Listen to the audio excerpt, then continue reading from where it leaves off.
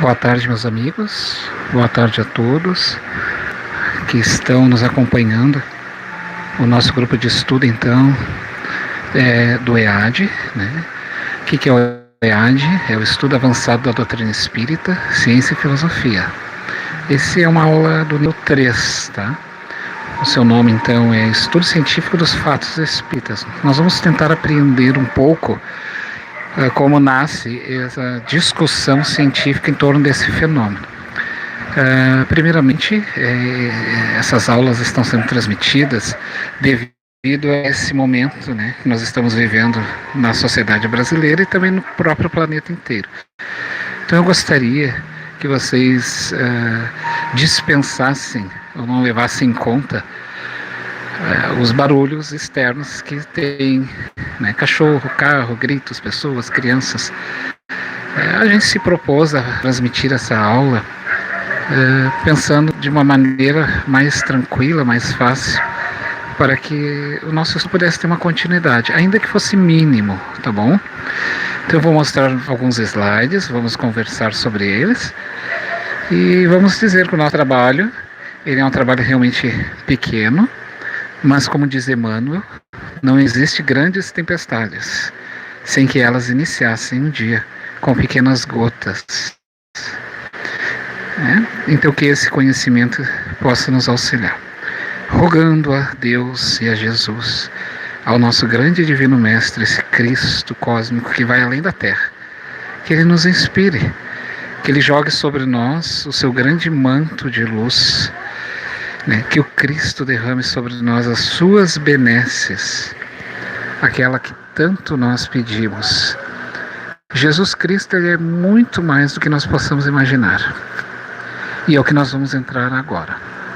Meus amigos, vocês estão vendo então a figura que eu estou mostrando para vocês. No nosso entender, Jesus Cristo, Ele é um Cristo cósmico. Ele vai além do que as religiões propriamente narram dele. Nós fizemos sempre uma leitura do Cristo. O Emmanuel vai dizer assim, a ciência de Jesus é um momento histórico, expressado em homens terrenos. Então nós fizemos leituras de Jesus de acordo com o nosso nível de evolução. Mas é interessante que nós ressaltemos que este ser aqui, que vocês estão vendo, tá? Ele ultrapassa aquilo que nós o consideramos. Jesus Cristo é muito mais. O seu tamanho espiritual, do seu campo, do seu corpo, dos seus corpos, da sua aura, da sua grandeza, da sua moral, é do tamanho de um sol para mais, meus irmãos. Muito mais. E para que a gente entenda o Jesus, nós precisamos entender que Jesus é uma estação escolar. Ele nos permite, então, que nós possamos compreender que a caminhada humana, em termos de conhecimentos, não só o conhecimento intelectual, mas também principalmente o conhecimento moral, ele se dá em fatos históricos onde vem personagens ou personas, espíritos que reencarnam. Você é um, eu sou um, todos nós vamos ser uns. Alguns na ciência, outros nas religiões, outros em várias áreas dos conhecimentos, da educação. Então, a partir do século XIX, houve uma maciça reencarnação de espíritos em diversas partes do mundo, representando a ciência, investigando o fundo os fenômenos que intermediavam a questão do conhecimento da mediunidade. Para Jesus, o seu evangelho deveria de ser outro. Ele teria que sair daquelas mãos extremamente dogmáticas e se aliar à própria ciência, porque o seu evangelho é cósmico. As suas palavras são leis universais. Quando Jesus pronuncia o Sermão da Montanha, ele está pronunciando leis do universo. Então, estes cientistas que vocês estão vendo aqui, ao qual eu mais ou menos sintetizo com uma caneta, são espíritos que vão tentando formular essas leis de Jesus, que é o seu próprio Sermão da Montanha, e mostrar que isso é válido na ciência. Agora, estes espíritos, de uma certa forma, vieram para comprovar para nós os fenômenos espíritas e para nos dizer que a problemática humana ia além do corpo. As respostas das dores humanas estavam na alma e não somente no corpo. Então nós vamos ter uma enxurrada de espíritos, além daqueles outros que eu passei para vocês, e eu vou avançar aqui, ó. A ciência do mundo vai dizer, Emmanuel, não lhe viu as mãos augustas e sábias na intimidade. O que acontece? A ciência ainda não identificou o Cristo ali nos fenômenos e fatos científicos que a humanidade hoje conquistou a muito custo. Diga-se de passagem que a ciência evolui de funeral em funeral, né? Quando eu coloco ali para nós, para nossa reflexão, aquela imagem que vocês veem das crianças plantando, essa é o método pedagógico do Cristo. Quando Jesus promulga para a Terra avanços, ele promulga escolas. Ele não interfere na construção nossa, assim, diretamente. Ele nos induz através de novas reencarnações. O ser, ele vai evoluindo de uma para outra evolução. Para espíritos da altura de Jesus, aqui, ó, como vocês veem, por mais bons ou maus que pareçamos ser, nós vamos e estamos fadados a Deus. O mal para esse tipo de espíritos, espírito assim na altura de Jesus, nada mais é do que o afastamento de Deus. A leitura que esses espíritos fazem de nós é uma leitura de alto nível, não se compara ao que nós entendemos por ser mal e ser bom. Esse tipo de visão para um mestre como Jesus é ultrapassado. O Jesus Cristo, ele trabalha conosco um sentido de uma escola do Espírito. E essa escola, para isso é necessário que nós tenhamos história, né? A nossa história humana nunca será perdida.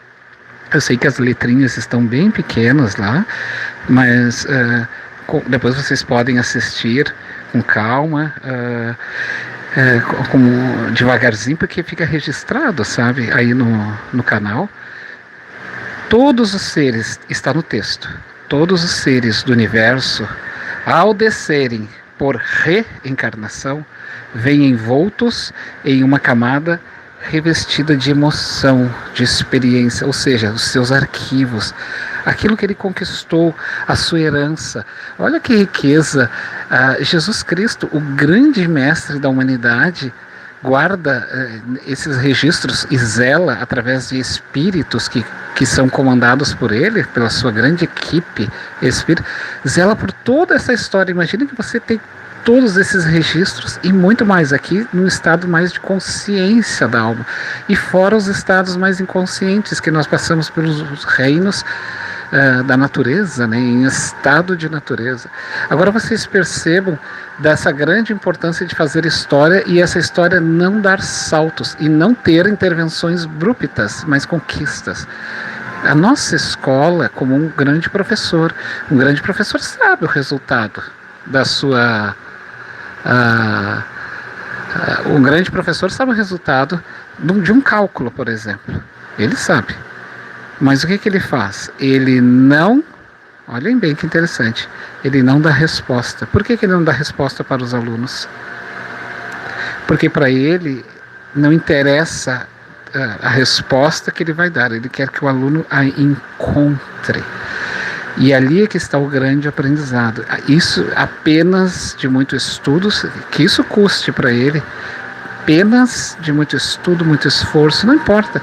Porque a dor, meus irmãos, ela passa, a experiência fica.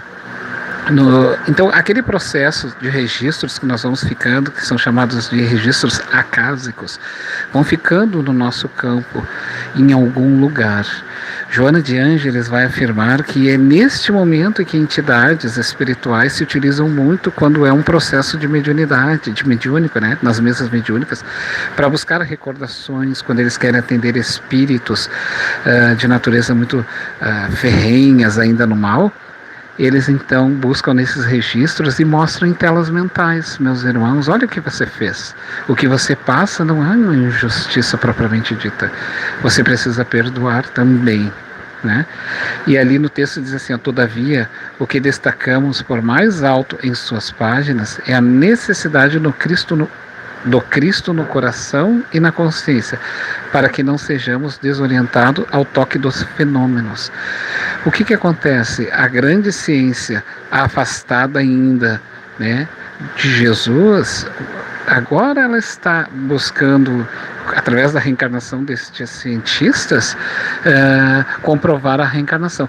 Então, se ela não, olha aqui, se ela não tem o Cristo, ela está simplesmente a toques de fenômenos. Por que a toques de fenômenos? Por que o Emmanuel fala exatamente? Esse texto, meus amigos, está no livro Domínios da Mediunidade, bem na introdução, quando ele fala ali ondas, pensamentos e vibrações, me parece assim, mas é ondas e vibrações. É o primeiro capítulo. Ciência sem Cristo é uma ciência seca, aonde o cientista se acha cura e o outro é o doente. Com o Cristo todos somos enfermos, né? Através do amparo uns com os outros é que vamos construindo nosso caminho espiritual.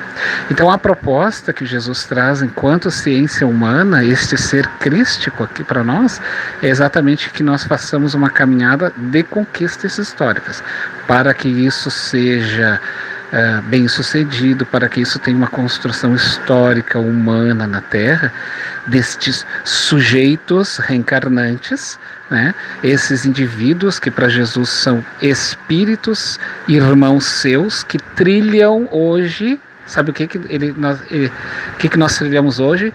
O que ele trilhou ontem.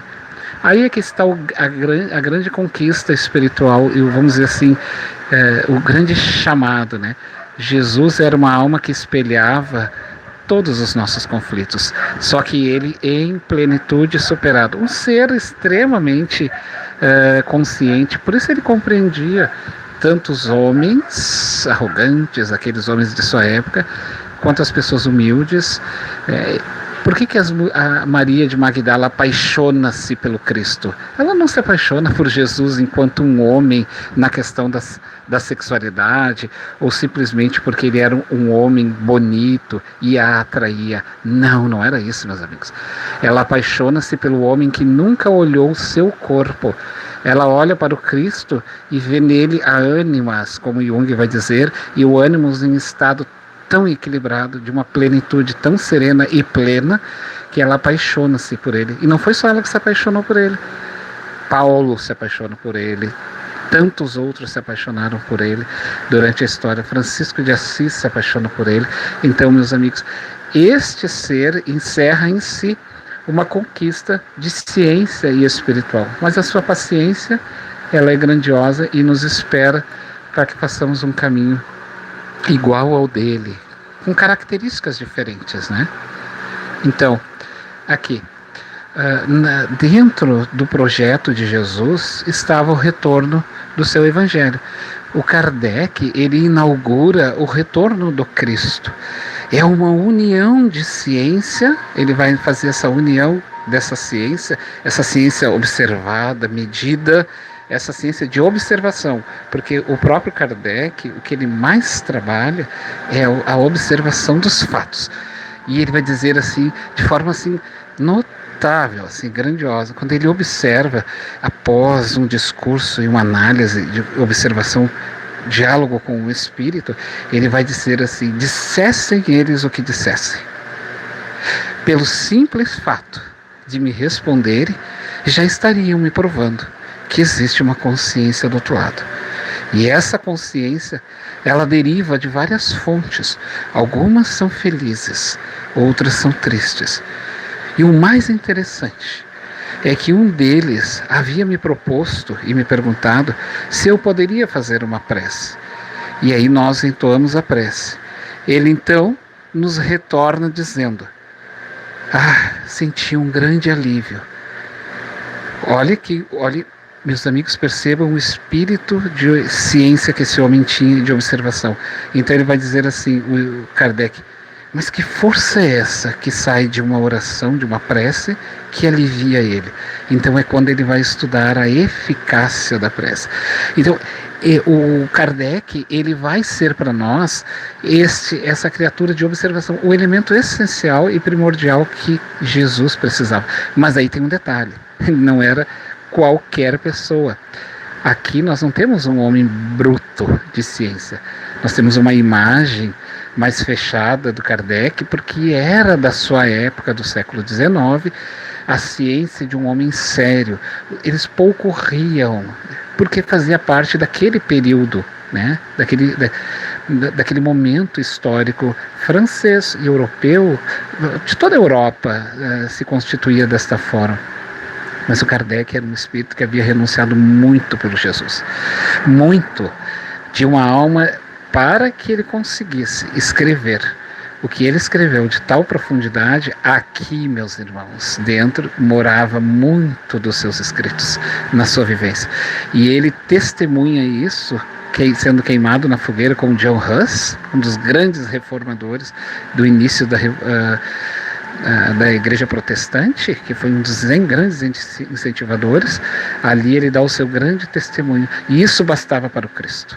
Isso bastava para o Cristo. Quando ele foi aquele soldado romano à época de Jesus, ele larga as suas roupas e diz ao mestre: eu vou te seguir. Roque Jacinto conta essa história, né? Eu vou te seguir, Senhor. E Jesus: eu morrerei por ti, diz o Kardec a Jesus. E sabe o que Jesus diz a ele, meus irmãos? Hoje não. Hoje não. Olha o olhar de uma alma como Jesus, sabendo que a história aqui ainda precisava de se completar um pouco mais. Aqui deveria de morar um fogo maior da fé. A fé é aquela do alto testemunho. Então, quando Jesus diz para ele, hoje não, e aí levanta o dedo e diz: um dia tu arderás nas chamas por mim.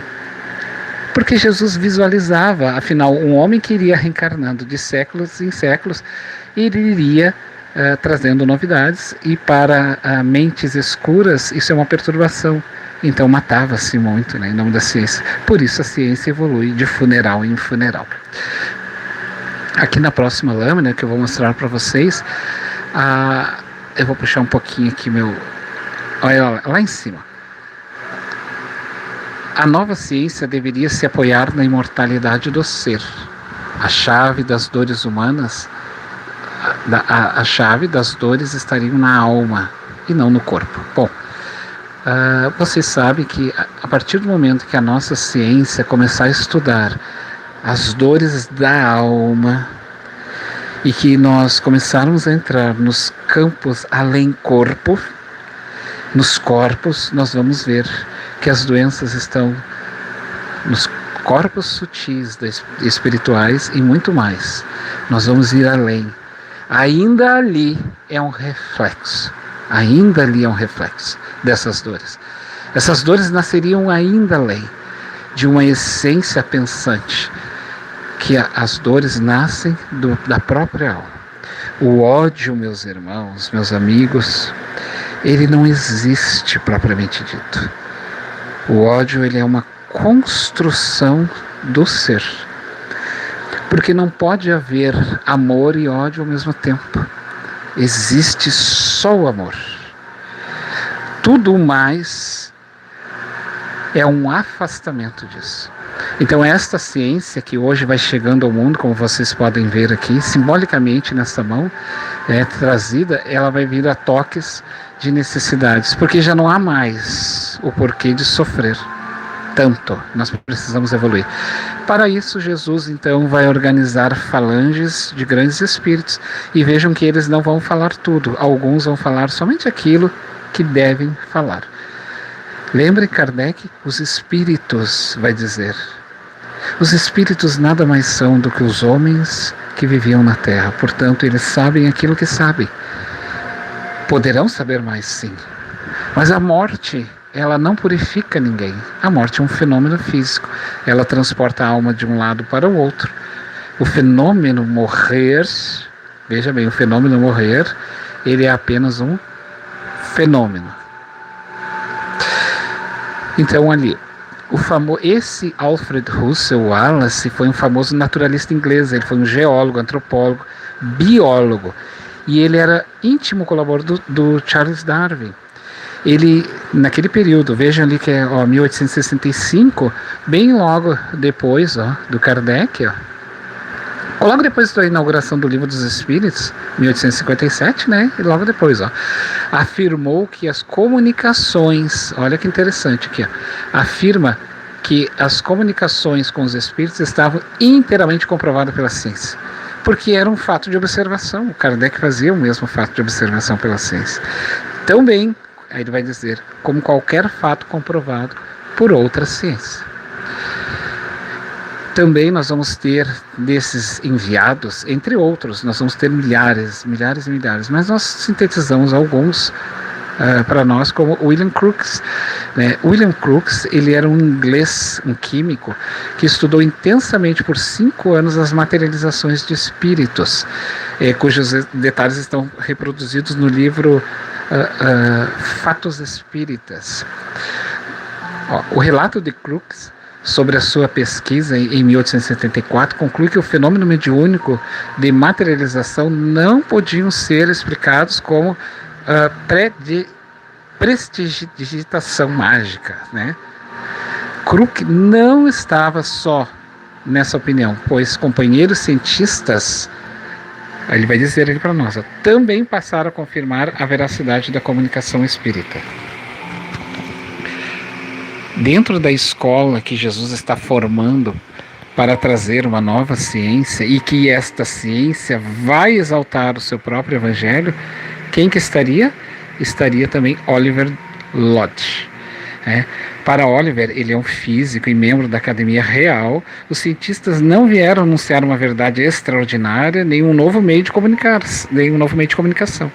Apenas uma coleção de provas de identidades cuidadosamente colhidas. Lodge explica ainda o porquê de afirmar que as provas foram cuidadosamente colhidas, dizendo que todos os estratagemas empregados para a obtenção foram postos em prática e não fique com nenhuma dúvida da existência e sobrevivência da personalidade após a morte. Quem mais nós temos aqui para nós? O Charles Richet. Este fisiologista francês, ele tem um nome é muito renomado, ganhou, e é bem agora do nosso período, das nossas épocas mais atuais. Ele ganhou o Prêmio Nobel de Medicina em 1913, estudou com muita dedicação os fatos espíritas relacionados principalmente à obsessão. Descrito em sua obra, o Tratado Metapsíquica. Tal obra trata de experiências psíquicas analisadas junto a pacientes portadores de demência e outros distúrbios mentais. Depois nós vamos ter o nosso grande conhecido de todos nós, o Jung, O Jung, este suíço, era um psiquiatra do século XIX, aluno, discípulo de Freud, com as suas contribuições com as doenças associadas, e sua pesquisa, muito interessante sobre a mediunidade, em 1902, afirmou: não hesito em declarar que tenho observado um número suficiente de tais fenômenos, os mediúnicos que ele se refere, para estar completamente convencido da sua realidade. Depois nós vamos ter então, meus amigos, aí este é um brasileiro, Dr. Hernando Guimarães de Andrade. Ele é um engenheiro e também trabalhou com muito afinco. Olha só, ele é bem contemporâneo, desencarnou em 2003. Desenvolveu notável investigação sobre a obsessão e a transcomunicação instrumental, que logo depois nós vamos ver com mais afinco. Realizou pesquisas laborais para detectar o que denominou campo biomagnético, e ele vai chamar isso de MOB, modelo organizador biológico, que é o perispírito na terminologia espírita. Notem, vocês conseguem observar um pensamento, um diálogo por trás? O que é o diálogo a que eu me refiro por trás? Todos nós estamos falando a linguagem do Cristo. todos nós estamos falando ele. Quando Paulo escreve as cartas, não era somente o Paulo que estava escrevendo as cartas, era o próprio Cristo continuando a conversar conosco. O próprio Cristo continua conversando conosco. Quando vem uma pessoa na sociedade, quando vem alguém trazer uma novidade a mais na educação, na ciência, no amor ao próximo, em qualquer linguagem que vai edificar o humano, né, na sua dignidade, é o Cristo se utilizando de um caminho e nos convidando, porque daí nós entramos naquela onda vibratória e vamos crescendo junto com ele. Agora também nós vamos ter uma outra suíça, a doutora Elisabeth Kübler-Ross. Ela é natural americana, ela se naturalizou americana e foi figura destacada no meio acadêmico do século XX. Dedicou sua vida a pacientes portadores de doenças terminais ou com enfermidades graves, internados em CTI, Centro de Terapia Intensiva, nos hospitais por onde trabalhou. Essa mulher, meus amigos, essa mulher é notável. Pensa de uma pessoa notável. Os seus livros sobre a morte e o morrer são verdadeiras experiências. Uma mulher de extrema humanidade, uma cientista de uma extrema humanidade, é uma verdadeira mulher do século. Conheceu o fenômeno da morte de perto, vindo a publicar livros sobre o assunto, e também sobre experiências de quase morte, baseando-se nos casos clínicos que o acompanhou. E aí ela vai escrever 2 livros, né, para nós. Seus livros são referências em ambos os assuntos, entre eles sobre a morte, o morrer e experiências de quase morte. Bom, nós vamos ter então o nosso cientista indiano, Ramendra Banerjee, o psicólogo, ele é parapsicólogo também, iniciou uma série de investigações a respeito dos diversos casos de crianças que recordavam de vidas passadas. A gente sabe que na Índia tem muito disso.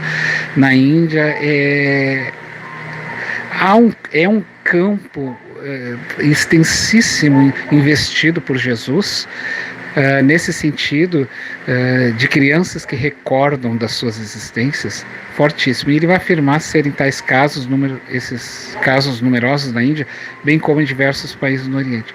O seu livro, Vida Pretérita e Futura, publicado em 1979, relata 25 anos de estudos sobre a reencarnação.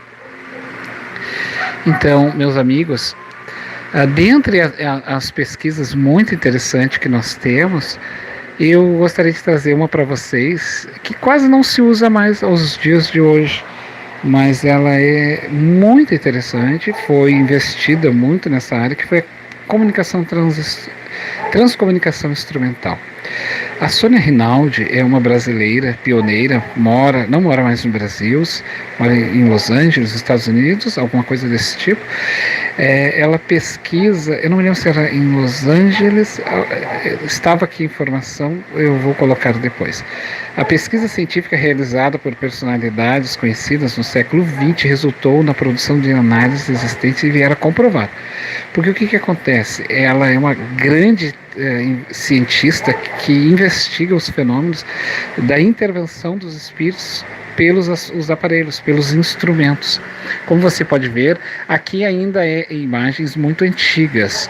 Aqui nós já temos ela fazendo suas pesquisas, já em computadores, e dentre essas pesquisas ela consegue relatar fatos com imagens, fotografias que acabam surgindo nos seus projetos de pesquisa. Ela colocava uma câmera apontando para uma TV, no canal neutro, e deixava aquela imagem por horas, fazia a evocação, e quando no meio da imagem surgia esses rostos, depois ela vai fazer gravações, trazer, né, gravações de espíritos, de crianças, de jovens, relatando este fato, este fenômeno. Então, aqui temos algumas imagens, como vocês podem ver, de uma menina. Aqui o mesmo estilo, você pode observar, há características muito próximas do próprio espírito enquanto terra. Ora, nós sabemos que uma mãe e um pai, por exemplo, ele reconhece o seu filho por um ponto, às vezes até por uma forma de olhar. Um pai, uma mãe, sabe quando um filho está doente no olhar. Quando o filho está triste, no olhar. Um pai, uma mãe, principalmente a mãe, que ela tem um laço mais forte, porque ela que foi a geradora do ventre, ela costuma olhar para o seu filho e pela voz ela reconhece. Então, meus irmãos, características muito próximas que os pais reconheciam. A Sônia Rinaldi ainda faz esse trabalho. Então, eu trouxe para nós um pequeno vídeo e eu vou colocar um trechinho da entrevista. Eu gostaria que vocês assistissem. A imagem vai ser muito boa e o áudio também. E aí, voltamos daí para os nossos slides. Mas olhem que coisa mais interessante a entrevista dela. Eu vou colocar aqui para nós, um minutinho.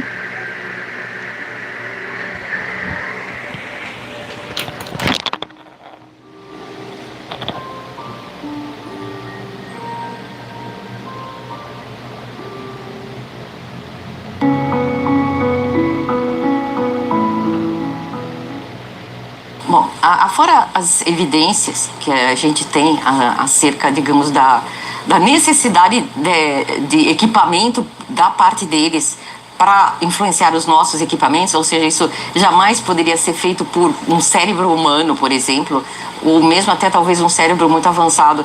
Mas eu acho que mesmo dentro do espiritismo a gente aprende que, como a vida continua mais ou menos, né, no mesmo jeito, eu imagino que todos os grandes cientistas, todo mundo que veio para cá com alguma função específica de trazer algum avanço para a humanidade, é claro que quando eles vão para o outro lado, eu acho que o sonho da vida deles continua sendo o aperfeiçoamento daquilo que eles já faziam.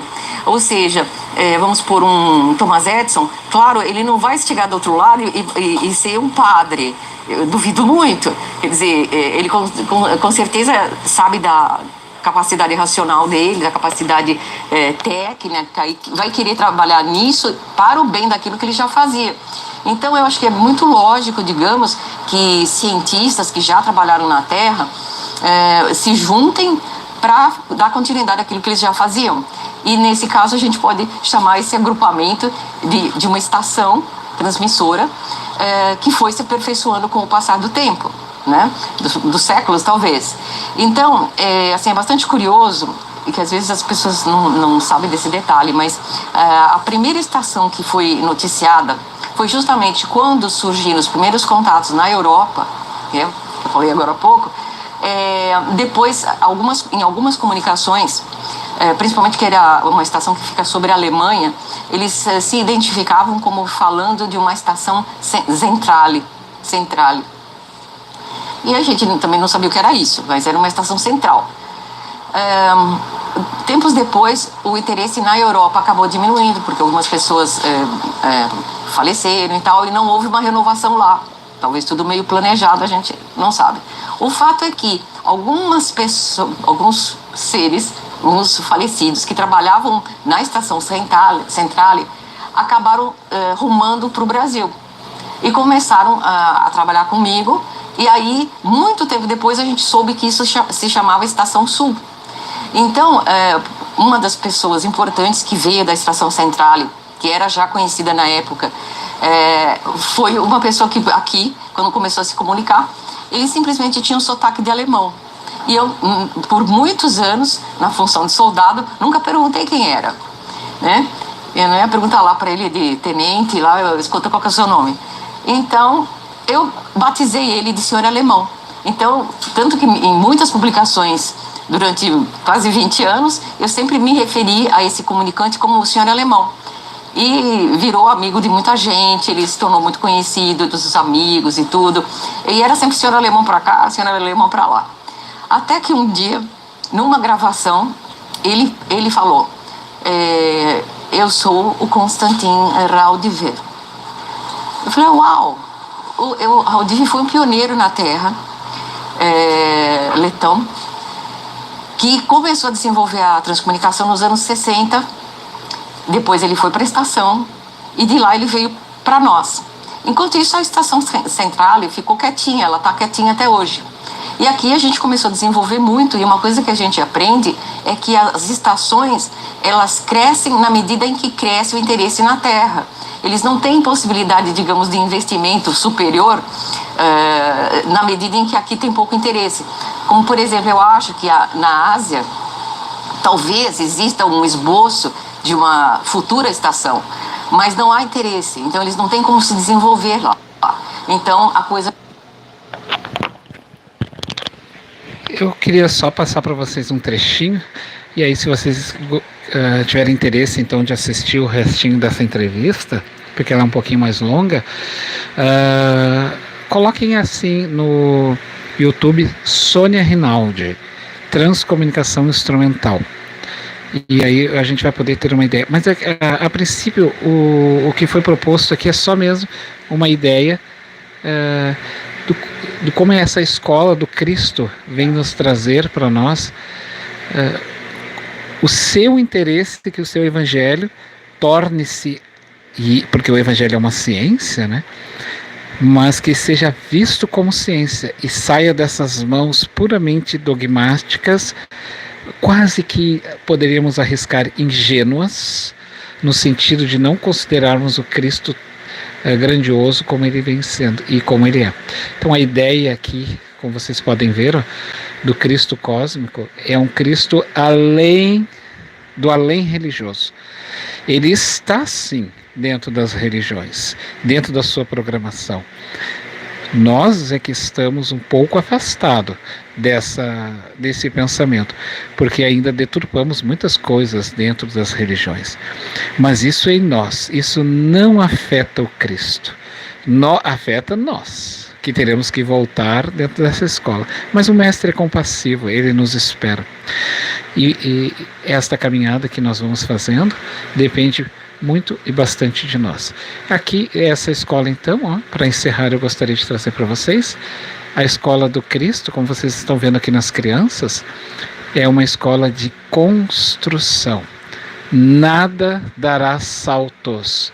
O salto que vai ser dado, meus irmãos, como aqui mostra o meu mousezinho no rosto, vem daqui. Este ser sabe o momento exato em que aqui dentro deste sujeito espiritual, esse sujeitinho aqui, esse espírito criança, num corpo criança, pois são os sujeitos que reencarnamos. Estes seres que representam toda a humanidade, só construirão o crescimento espiritual construindo, plantando. Eu desejo então aí para todos um grande final de semana. E gostaria de deixar uma mensagem assim para todos nós. Diante de tanta calamidade que nós estamos vendo, a gente está vendo mesmo, é uma explosão de informação. E por vezes mais perturbam muitas vezes do que nos informam. A informação é necessária, é muito necessária. Mas cuidado, porque o excesso de informação, ele desinforma. E diante de uma situação que nós estamos vivendo hoje no planeta, que é uma transformação, nós vamos ver de tudo. E nas horas mais difíceis, em que nós não conseguirmos mais, e que uma apatia tomar conta de nós, e a incerteza fizer parte do nosso ser, recolhe-te no teu mundo íntimo e conversa com Deus. Uma paz para todo mundo. Um abraço.